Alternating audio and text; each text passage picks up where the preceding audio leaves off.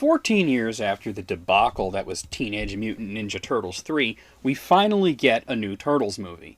Sometimes when a series gets as bad as it can, it needs to rest for a while before it can be brought back, though this film is very different in the sense that it is now a CGI animated movie.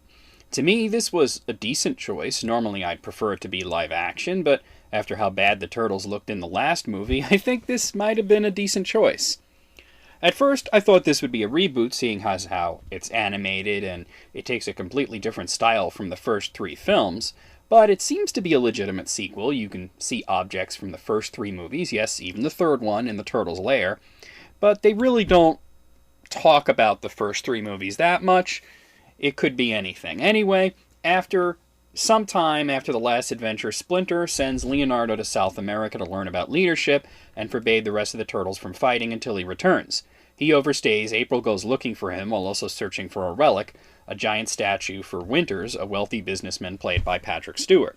He serves as the main antagonist, and he's actually an ancient immortal looking to capture a group of monsters and send them through a portal which will lift the curse on himself and his statue warriors, though it's pretty obvious that this is a good thing, as their curse is literally being immortal statues, and that if the curse is lifted, they all die.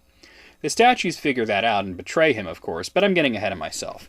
Leonardo comes back and the team reunites, but there's a lot of tension, especially with Raphael, who has been secretly fighting crime in an armored suit under the guise of the Night Watchman.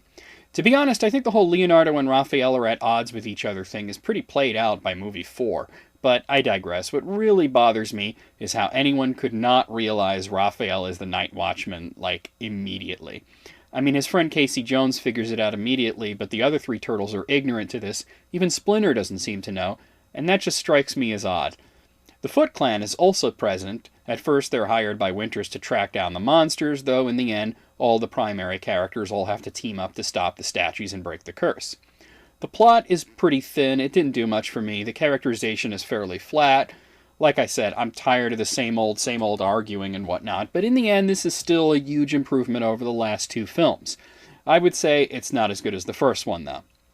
It's superficial, and that's really the one and only criticism I have.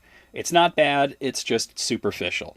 If a really great film could be compared to a really great 7-course meal, and a really bad film could be compared to, say, Burger King, then TMNT is like candy. It's just sugar and empty calories, but it tastes good and isn't so bad for you in moderation. I give this one, I'm being generous here, I'm giving it a 7 out of 10.